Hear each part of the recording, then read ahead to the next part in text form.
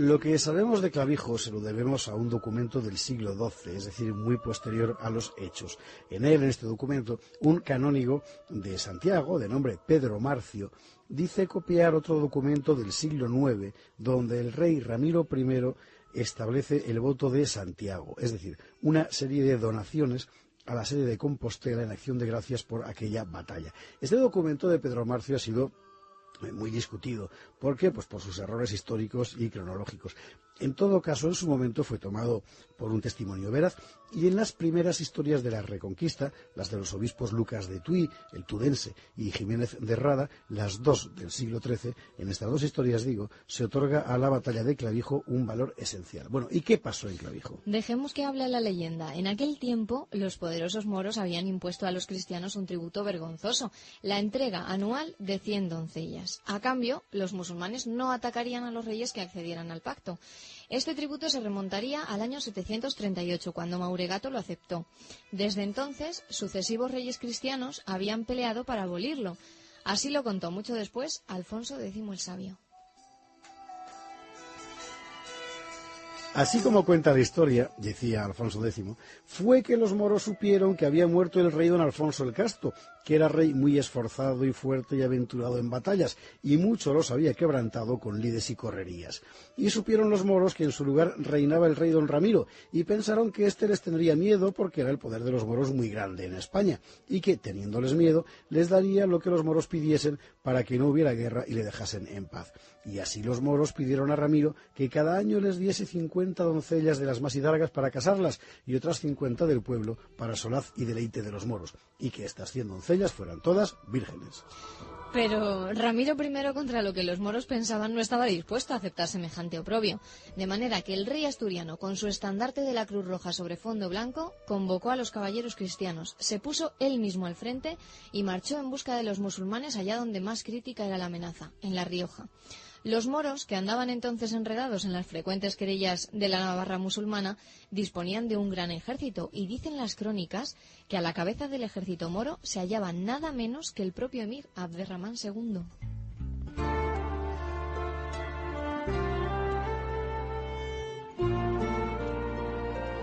Total, que cuando los cristianos llegaron a la altura de Nájera y Albelda se toparon con una sorpresa atroz, un innumerable ejército moro compuesto tanto por tropas peninsulares como por levas de Marruecos.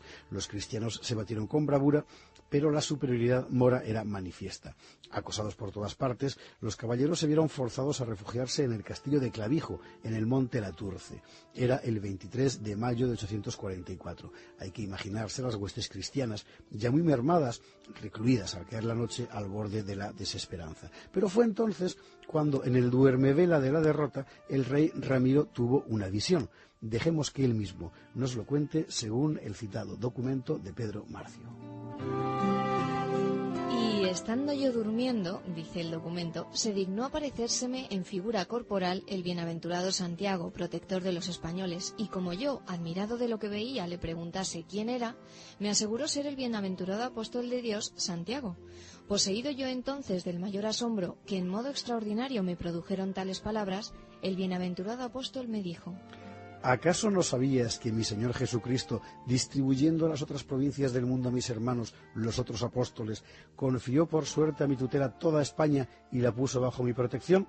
Buen ánimo y ten valor, pues yo he de venir en tu ayuda y mañana, con el poder de Dios, vencerás a toda esa gran muchedumbre de enemigos por quienes te ves cercado.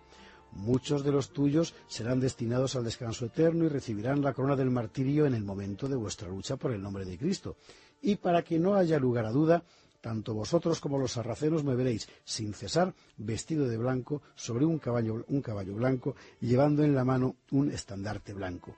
Por tanto, al punto de rayar el alba, recibido el sacramento de la penitencia con la confesión de los pecados, celebradas las misas y recibida la comunión del cuerpo y la sangre del Señor, no temáis acometer a los escuadrones de los sarracenos, invocando el nombre de Dios y el mío, teniendo por cierto que ellos caerán al filo de la espada. Dicho todo esto, desapareció de mi presencia la agradable visión del apóstol de Dios.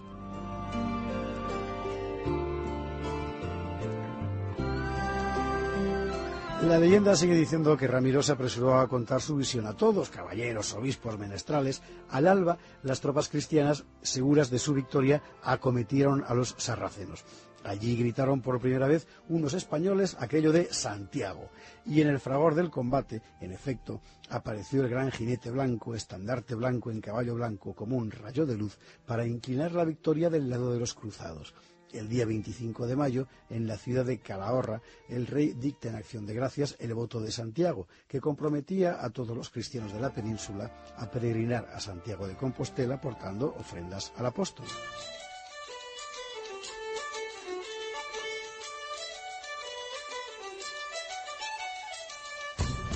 Bueno, ¿ocurrió esto así? Hace siglos que se cree que no. Las fuentes cronísticas oficiales de la época, tanto asturleonesas como musulmanas, no hacen referencia alguna a Clavijo.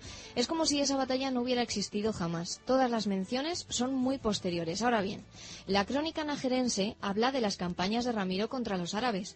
Por su parte, las crónicas musulmanas de la época de Abderramán II hablan de campañas moras contra Álava, y quizá lo más importante, unas y otras coinciden en señalar fuertes combates en el área riojana que nos interesa. Más concretamente, las fuentes asturleonesas cuentan que Ordoño I, el hijo de Ramiro, cercó la ciudad de Albelda y estableció su base en el monte Laturce, es decir, el mismo lugar donde la leyenda sitúa la batalla de Clavijo. Y los hallazgos arqueológicos no dejan lugar a dudas. En Albelda se combatió y mucho.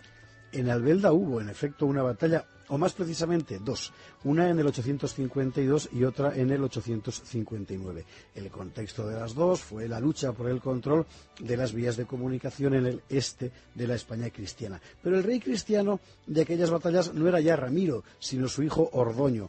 Y el jefe moro tampoco era Abderramán II, sino Musa II de los Banu Qasi, la poderosa familia hispano-goda conversa al Islam del Valle del Ebro. La primera batalla la ganaron los musulmanes, exactamente como, según la leyenda de Clavijo, le ocurrió a Ramiro cuando apareció por La Rioja. Pero la segunda batalla la ganaron los cristianos, también como le ocurrió a Ramiro. De tal forma que lo que la leyenda condensa en 24 horas de Ramiro I fue, en realidad, un lapso de 7 años en la ofensiva reconquistadora de su hijo Ordoño. Bueno, la polémica entre los historiadores prosigue, pero lo cierto es que tras aquella segunda batalla de Albelda, el poder cristiano en el área se reforzó y los musulmanes vieron frustrado su intento de consolidar una plaza fuerte en La Rioja. Ordoño inmediatamente procedió a amparar la repoblación masiva del área, designio que permaneció vivo en los años posteriores y que terminaría asentando de manera definitiva la cruz en aquellas tierras. E igualmente cierto es que Santiago, a partir de entonces, siempre fue invocado por los españoles en apuros. Federico García Lorca lo escribió en unos versos muy hermosos. Dicen así: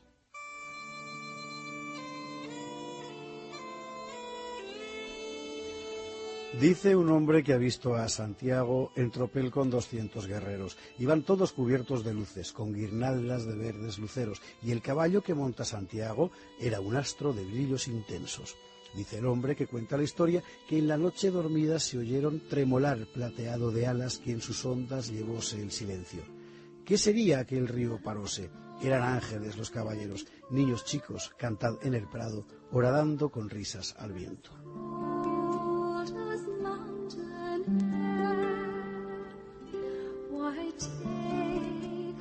Bueno, historia o leyenda.